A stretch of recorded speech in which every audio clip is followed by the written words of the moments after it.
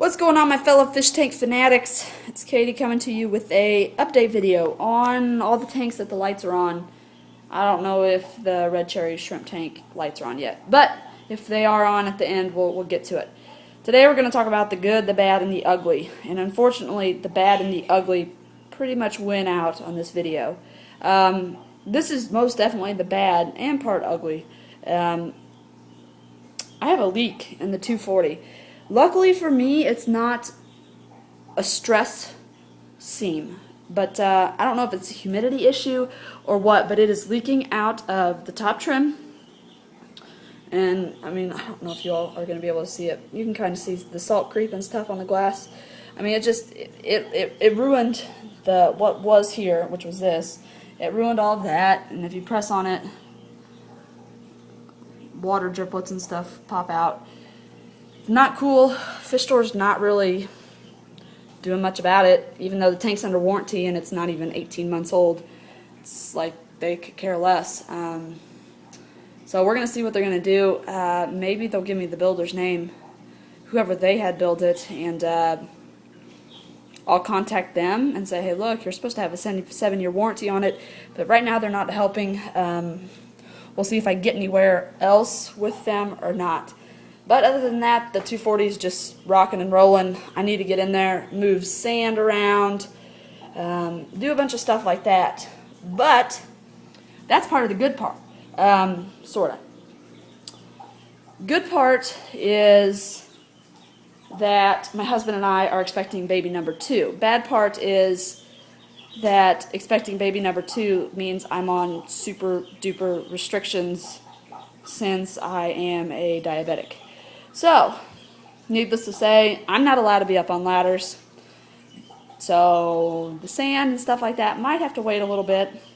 Needless to say, all of my tanks are pretty much on autopilot just because I can't really do a whole lot. Can't lift things, can't stand for too long, I can't. Basically, I am on modified bed rest as we speak. They've already taken me out of work. Even though baby's not due until the first part of January, it doesn't. I was having a lot of problems this time around, but they're all behind me. What I like to call stress arrest, as the modified bed rest, is working quite well. I'm doing good. Baby's doing good. That's really all that matters. So if my fish tanks have to be on autopilot for a little while, then that's just what they're going to have to be.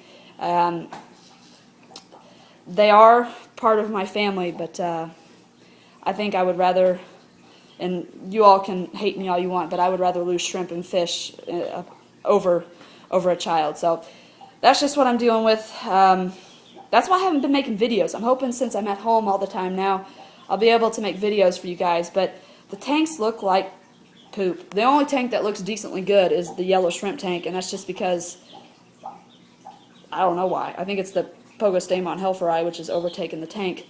I don't know. That tank looks pretty decently good. So I don't know. But other than that, CO2 still not running. Surprise, surprise. That tank looks bad. I still do not have the new filter on that one. That tank needs a top off and a water change real bad, but that requires me to fill a bucket of water up, especially if I'm just doing that tank. So I'm hoping to do water changes tomorrow, or the next day, or the next day after that, or the day after that, and just fill up a trash can and pump it all in, because that'll save me a lot. And plus, I can push a trash can and not actually have to pick it up. So, other than that, the fry tank is fry tank. There's not going to be any out that you can see. They're hiding under all their clay pots and weird stuff like that. But, yeah, that's what I got going on. Other than all the loud noises from these little turds, which, don't get me wrong, I like eggs and I like chickens, but they don't belong in the house, especially when your wife is pregnant and you know she doesn't like dirt too well. Oh, let's put the chickens in the house. In her fish room, the room she likes to be in. It's a great idea. It's not. Men, don't do it to your wives, especially if they're if they're OCD or whatever, don't do it. But, alright guys, here's some other exciting stuff. The 90 gallon I'm going to set back up. I'm going to get rid of the 55 and set the 90 up. That requires me to build a new stand. Bummer. Real bummed about that. Not. I'd rather have the 90 gallon. The 90 gallon's a great tank. I mean, it's a 90 gallon. The dimensions of it are sweet. The only thing that'd be better if it was 4x2x2, but I can't go much over 24-inch tall tanks, guys. I got short arms, so that's just what I deal with. I really do like the 90 gallon though, and it'll look really good right there with all those guys. But I've got to build a new stand. That's fine. I'll build it. Just put it on my list of a million other things I got to do. So that tank will be getting set back up. Yay! This tank I'm selling. I've got another 20 long I'm going to get rid of. I am going to sell the saltwater tank. I'm not getting rid of my saltwater supplies and things like that. I am going to get rid of the tank though, because the plan that I have for the new saltwater tank, it's going to be less of a headache if I buy a new 40 breeder and drill it the way I need to than to try to patch the bottom of this tank that I already have holes drilled in the bottom and redo it. So I'm just going to start over from scratch. If I can sell it and almost make enough to buy a new tank, then that's what I'll do. So yeah, I'm going to get rid of a bunch of tanks. I am going to build a new stand for this setup over here. Other than that, not a whole lot. Hopefully, like I said, I'll be making more videos for you guys, especially if I get back and get in here and get my tanks cleaned again.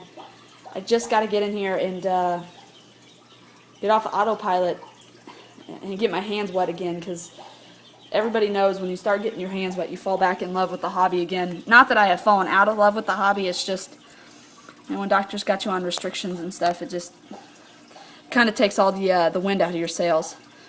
But we're doing good over here in Texas. Hopefully everybody else is doing good. Make sure you give the people you love and you care about, make sure you give them hugs and tell them you love them. Life changes in the blink of an eye.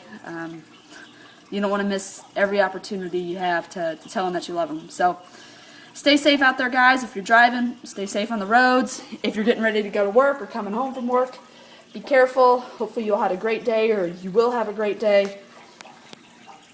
Bye, guys.